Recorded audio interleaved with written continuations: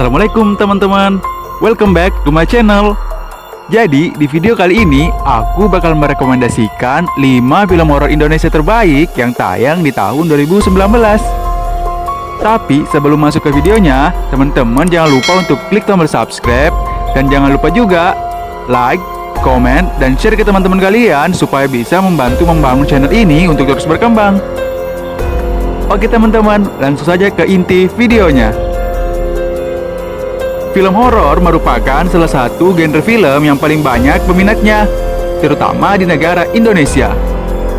Hal tersebut dikarenakan nonton film horor akan memberikan nuansa tersendiri dan merupakan sebuah tantangan bagi para penikmatnya. Bagi pecinta film Indonesia, genre horor sudah begitu melekat dan punya kesan tersendiri. Beberapa film horor terbaik Indonesia tak kalah baik dengan kualitas film horor Hollywood. Dengan alur cerita yang menarik, rasa ngeri dari film dikemas tanpa rasa memaksa. Penasaran apa saja videonya? Berikut rekomendasinya. Yang pertama, Perempuan Tanah Jahanam. Perempuan Tanah Jahanam merupakan film horor kedua garapan Joko Anwar setelah sukses dengan Pengabdi Setan tahun 2017. Film ini dibintangi barisan aktor dan aktris tenar seperti Tara Basro, Aryo Bayu, Christine Hakim, dan Asmara Abigail. Proses penulisan skenario ini terkhusus film horor terbaik cukup panjang ternyata, yakni sampai 10 tahun. Cerita bermula dari dua perempuan kota yang bernama Maya yang diperankan oleh Tara Basro dan Dini yang diperankan oleh Marissa Anita yang pergi ke sebuah desa terpencil. Kabarnya di desa tersebut ada warisan peninggalan kerabat lama mereka. Namun, kedatangan mereka ternyata sudah ditunggu para penduduk desa. Mereka hendak membunuh Maya dan Dini sebagai upaya untuk menghapus kutukan yang menimpa desa tersebut. Perempuan Tanah Jahanam dikemas dengan alur yang menghadirkan banyak kejutan. Penonton dibuat penasaran dengan adegan tiap adegan. Syuting film ini mengambil lokasi di kawasan Banyuwangi, Lumajang, dan beberapa tempat yang masih belum terjamah manusia. Yang kedua, Ratu Ilmu Hitam. Ratu Ilmu Hitam merupakan reboot dari film berjudul yang sama yang tenar pada tahun 1981. Ratu Ilmu Hitam mengisahkan tentang Hanif yang membawa istrinya Nadia dan ketiga anak mereka ke panti asuhan tempat Hanif dulu dibesarkan. Dua sahabat Hanif yang berasal dari panti asuhan yang sama, yaitu Anton dan Jeffrey, pun ikut datang bersama istri-istri mereka. Mereka pun memutuskan untuk bermalam di sana karena panti asuhan itu letaknya jauh dari perkotaan dan pemukiman penduduk. Awalnya mereka mengira malam itu akan menjadi malam yang penuh kedamaian. Namun satu persatu hal aneh terjadi. Mereka mendapat teror dari seseorang yang menginginkan kematian mereka lantaran rasa dendam di masa lalu. Film horor garapan sutradara kondang Joko Anwar dibintangi oleh Sarah JKT48, Hana Al-Rashid, Aryo Bayu, Miller Khan, Imelda Terin, dan Firman Hakim, serta masih banyak lagi. Yang ketiga, Sunyi.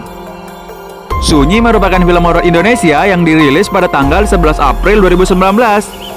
Film ini disutradarai oleh Ayu Suryadi serta dibintangi oleh Amanda Raulas dan Angga Alda Yunanda. Film ini diadaptasi dari film horor terkenal Korea, Whispering Corridor, yang tayang di negara asalnya pada tahun 1998 silam.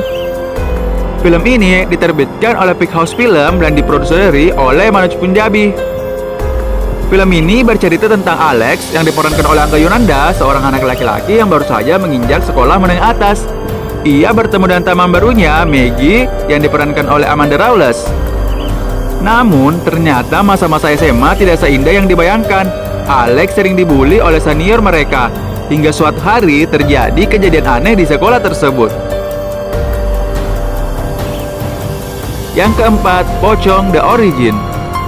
Seperti judulnya, The Origin adalah kisah asal-usul serial Pocong yang telah hadir sebelumnya.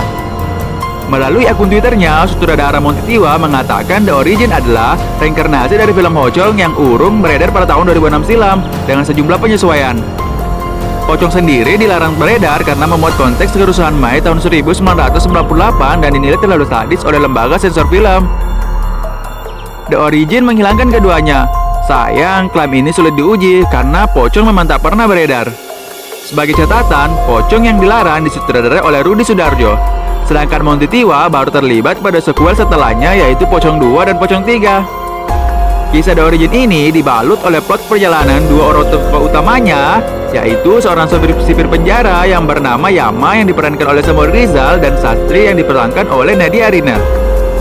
Keduanya tengah mengantarkan jenazah Sastri yaitu Ananta yang diperankan oleh Surya Saputra yang sudah dibalutkan kawang putih untuk dimakamkan di daerah Cimacan, kampung halaman Amanta. Film The Origin ini tidak banyak menyajikan jump scare, alih-alih visual yang menggelesakan dan mencekam. Dari awal hingga akhir, film ini mampu menjaga atmosfer tersebut. Maka dari itu, The Origin adalah film yang layak untuk dinikmati. Yang kelima, Si Manis Jembatan Ancol.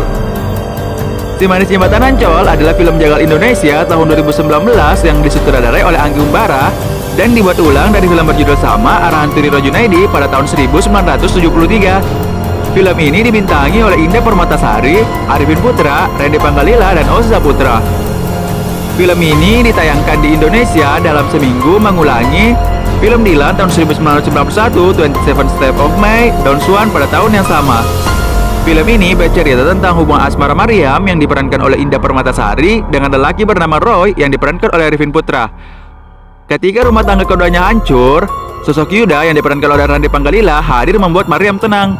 Namun, sebuah kejadian tragis harus menimpa Mariam. Setelah itu, legenda menyeramkan mulai tersebar. Selain malapetaka, kehadiran sosok Mariam juga membawa pelajaran berharga untuk warga kampung dan orang-orang di sekitarnya. Wah, pasti recommended banget ya guys. Itulah tadi 5 rekomendasi film horor Indonesia terbaik yang tayang di tahun 2019 kemarin. Sebenarnya masih banyak kok film horor Indonesia yang memiliki kualitas yang bagus, seperti Drive Out, Lampor Keranda Terbang, Makmun, dan lain sebagainya. Mari kita sama-sama mendukung perfilman Indonesia supaya bisa lebih maju dan berkembang. Sekian dulu informasinya ya gengs, semoga bermanfaat. Wassalamualaikum warahmatullahi wabarakatuh.